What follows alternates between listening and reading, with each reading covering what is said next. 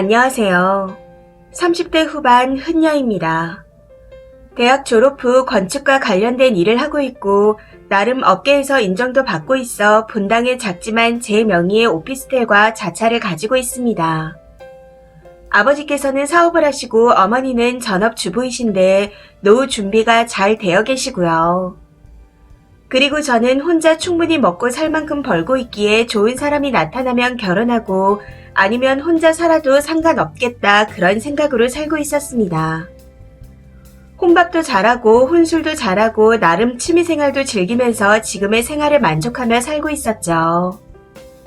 그러다 지인의 소개로 남친을 만나게 되었습니다.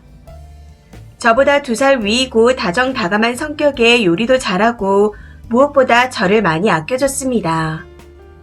남친도 중견기업 팀장이고 부모님께서도 노후 걱정이 없으실 정도로 준비가 잘 되어 있다고 알고 있기에 저와 비슷한 가정 환경에서 살고 있는 것 같았습니다. 모든 면에서 이상적인 배우자상이고 저도 많이 사랑해주기에 이 사람이면 결혼해서 남은 인생을 함께해도 좋겠다는 생각을 했었죠.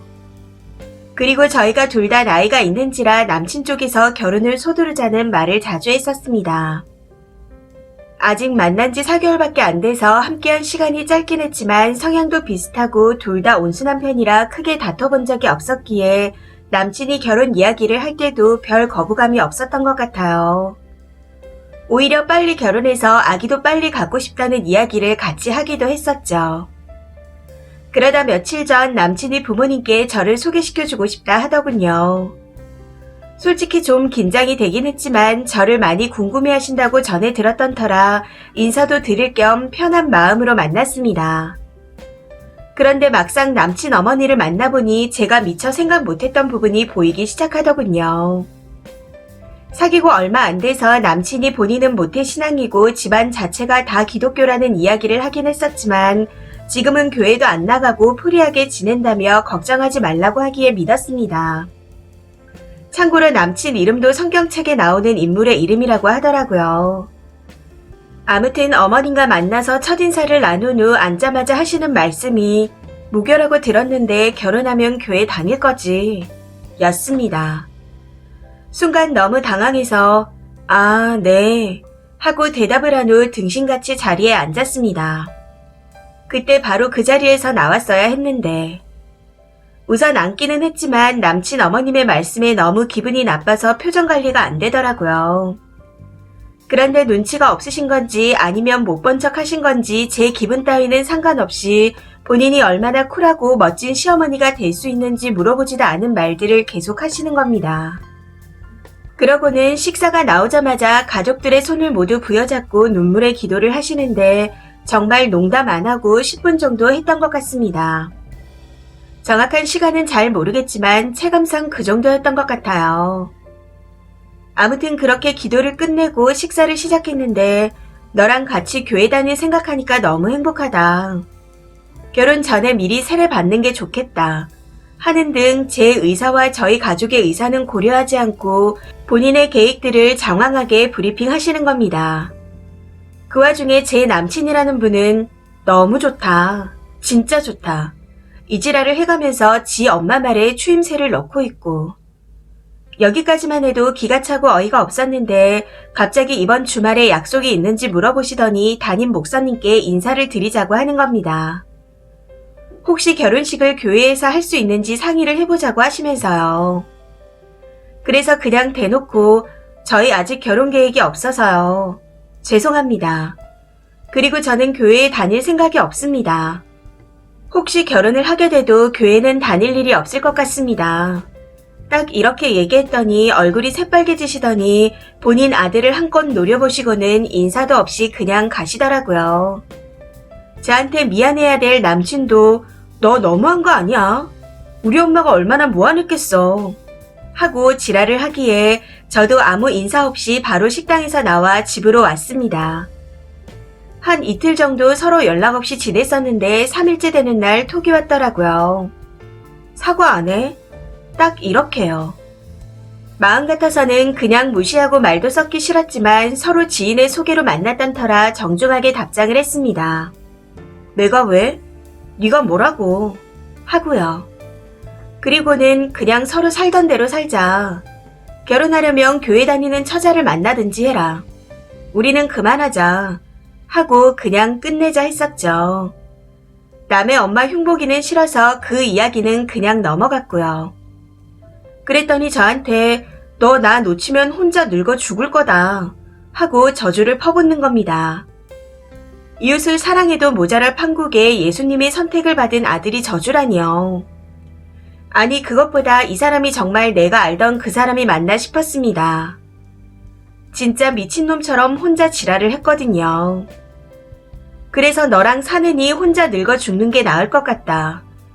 더 연락하면 교회에 가서 개망신 준다. 하고 으름장을 놓았습니다. 그런데 이후에도 전화며 카톡이며 일상생활은 하는지 의심스러울 정도로 쟁일 연락질을 합니다. 아무래도 일 때문에 번호 바꾸는 건 힘든데 진짜 남친네가 다니는 교회에 찾아가서 목사님을 좀 뵙든지 해야 될 것 같습니다. 종교 갈등에 대해서는 말만 들었지 저한테 이런 일이 생길 줄은 몰랐네요. 직접 겪어보니 진짜 못할 짓이다 싶습니다. 만약 모르고 결혼했다가 내 의지와는 상관없이 교회에 끌려다녔을 생각을 하니 진짜 아찔합니다. 혹시나 해서 드리는 말씀이지만 기독교 교인분들을 비방하고자 쓴 글이 아닙니다.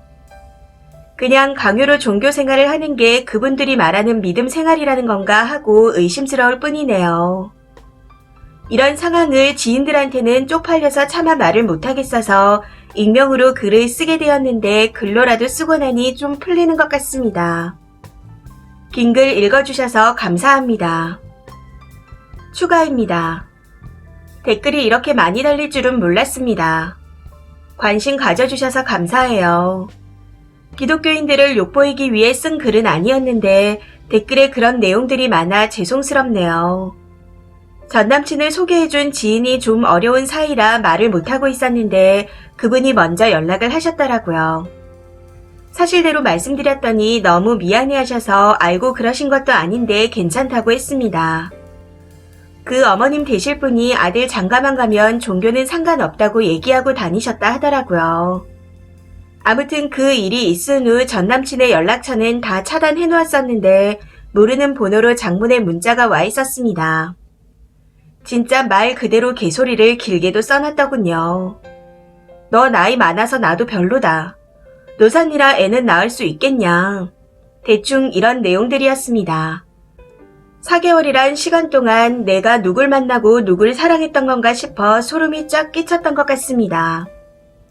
쌍욕을 해주고 싶었지만 그럴 가치도 못 느껴서 그냥 무시하고 그 번호도 차단해버렸어요. 이런 일을 겪고 나니 다시 또 사람을 만나 사랑이란 걸 할 수 있을까 모르겠습니다. 그래서 당분간은 열심히 일만 할까 생각 중이에요.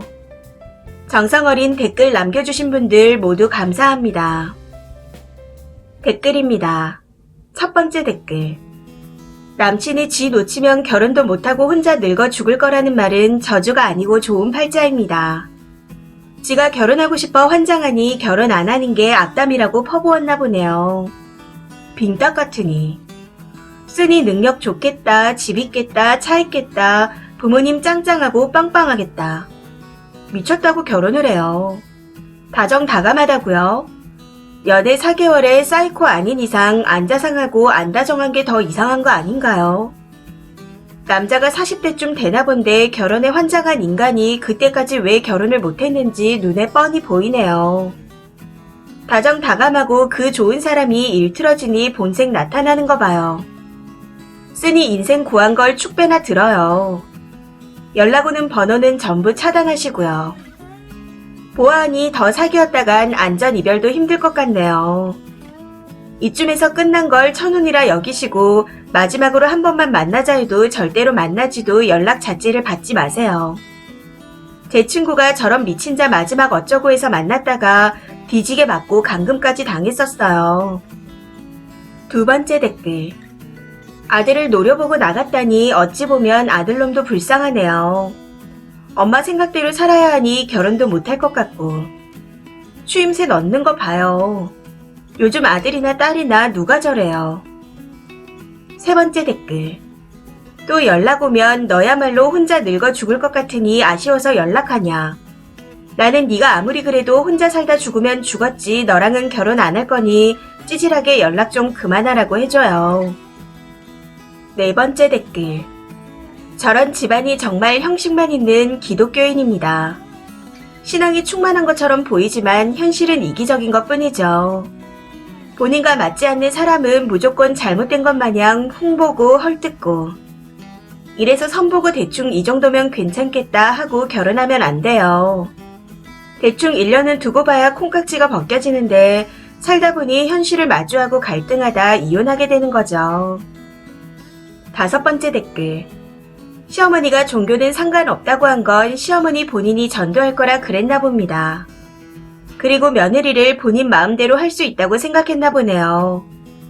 어쨌든 그 어머니가 바로 티를 내주신 덕분에 예비 시댁과 전남친 인성 모두를 알게 되었으니 오히려 감사를 해야겠네요. 6번째 댓글. 조상신이 도우셨네요.